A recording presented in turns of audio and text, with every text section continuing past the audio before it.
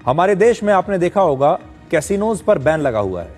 Casino आपको दिखाई नहीं देंगे, लेकिन मोबाइल फोन में हमारे देश में जो करोड़ों कैसीनोज चल रहे हैं, जो आप सबके फोन में हैं, अब उस पर एक नया बिल लाकर पाबंदी लगाई जाएगी। और इस नए बिल का नाम है the promotion and regulation of online gaming bill 2025।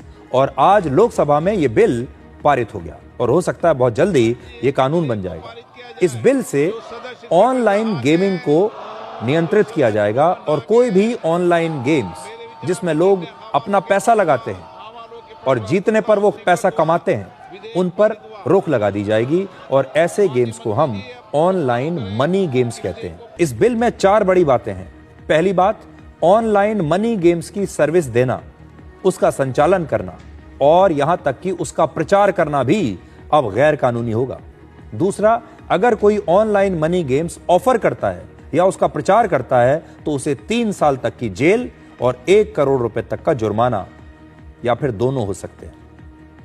विज्ञापन चलाने पर 2 साल की जेल और 50 लाख रुपए तक का जुर्माना या फिर दोनों होंगे।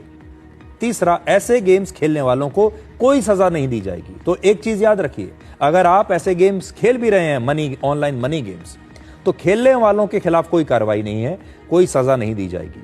सजा या जुर्माना ऐसे गेम्स की सर्विस देने वालों को, ऐसे गेम्स का संचालन करने वालों को या फिर इनका विज्ञापन करने वालों के खिलाफ यह सजा है।